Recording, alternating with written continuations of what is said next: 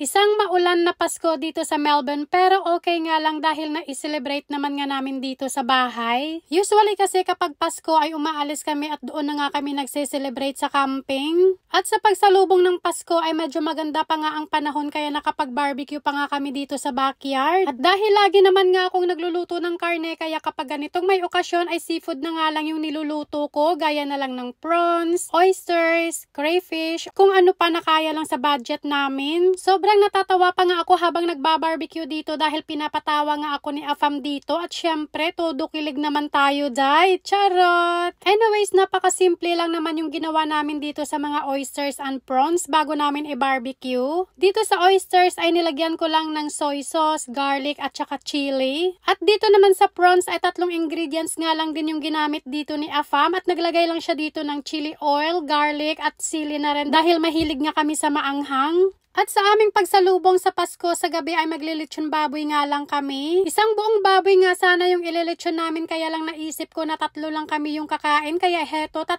kilo na lang. Charot! At heto nga ipapat dry ko muna itong aking baboy gamit lamang ang paper towel at imamassage ko lang ito gamit ang asin at ibabalik ko lang sa fridge. At hinayaan ko munang mababad sa asin itong baboy sa fridge habang nire-ready nga naman ni Afam yung paglilitsyon na namin. Nang ma-ready na nga ni Afam itong spit kung saan kami maglilitsyon ay tinusok na nga namin itong baboy para maumpisahan na nga namin yung paglilitsyon dito dahil it takes 2 hours nga ito bago maluto. At dahil magpapahinga nga muna ako sa kanin ay maghiwa-hiwa na lang ako nitong mga patatas at nilagyan ko na rin ng mga sweet potato. Sobrang nasasarapan nga talaga ako dito sa sweet potato dahil manamis-namis nga. Niluto ko lang itong mga patatas ng 15 minutes dito sa steamer at iluluto ko nga ulit ito sa air fryer hanggang sa ito'y mag-crunchy. Pero mas masarap nga talaga sana kung may kanin pero iiwasan ko nga muna sana itong kanin dahil napapadami nga talaga yung kain ko kapag ganito yung ulang. Lumulobo na tayo ng lumulobo, day. Char. At dahil kanina pa nga ako nauuhaw ay mag-refreshment muna ako dahil hindi naman pwedeng matapos yung Pasko nang walang shot puno. Nagustuhan ko na nga ang inumin na to dahil kahit ilang bote na ngayon na inom ko dito ay hindi pa rin ako nalalasing. Bukod nga sa masarap ito ay manamis-namis pa at kakailanganin ko rin yan para maging sweet tayo lalo. Char. Pero mas mabuti pa nga inumin yung Red Horse dahil 2 bote pa nga lang yung naiinom natin ay umiikot na yung paningin natin pero ito hindi.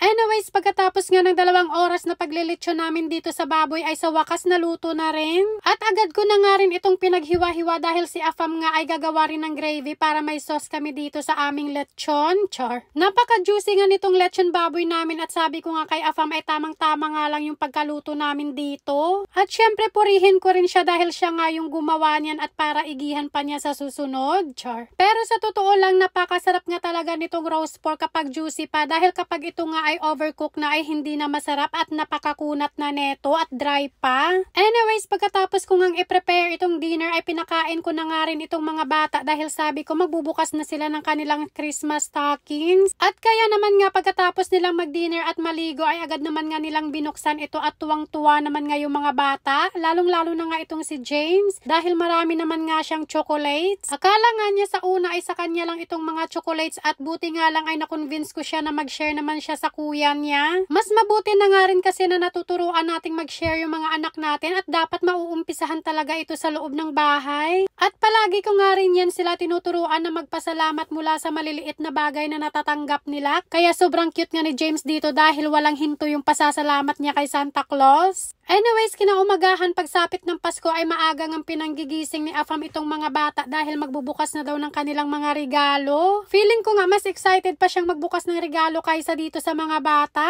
Char. At sobrang saya nga ng mga bata sa mga natanggap nilang regalo at walang humpay nga yung mga ngiti nila na wala talagang katumbas na pera. Sa totoo lang ay hindi naman talaga natin kailangang i-push na damihan yung regalo natin sa mga anak natin kung hindi naman natin kaya. At mas okay din naman na marami yung maibibigay natin sa kanila. Ang importante nga ay pasok sa kakayahan natin. Minsan lang naman kasi magpasko kaya maaga pa nga lang ay pinag-iipunan ko na yung mga ireregalo ko sa mga anak ko dahil alam ko nga yung feeling ng naso-surprise. At kaya naman nga sa abot ng kaya ko ay pinaparanas ko rin yan sa mga anak ko. At sa araw ng Pasko ay sobrang saya nga rin ni Kuya Rems dahil hindi nga niya expect na meron kaming surprise gift sa kanya. Syempre kasayahan na nga rin talaga natin yung nakikita nating masaya yung mga anak natin, di ba? At dapat hindi lang mga bata yung maso-surprise, pati yung mommy rin. Charot! At hindi nga lang ako na surprise at ang aga-aga nga ay napaiyak ako dahil sa regalo nito ni Afam sa akin. Matagal ko na nga rin kasing gustong pag-ipunan at bilhin ito pero hindi ko nga expect na ireregalo niya sa akin at ngayon ay hawak-hawak ko na.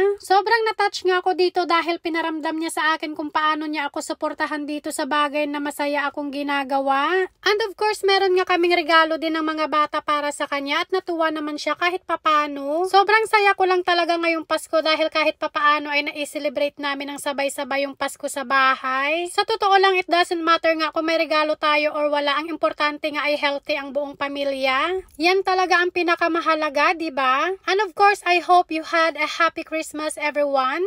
At hanggang dito na nga lang ang aking mini vlog for today. Thank you so much for watching. Have a nice night everyone. God bless you. See you in the next vlog. Bye!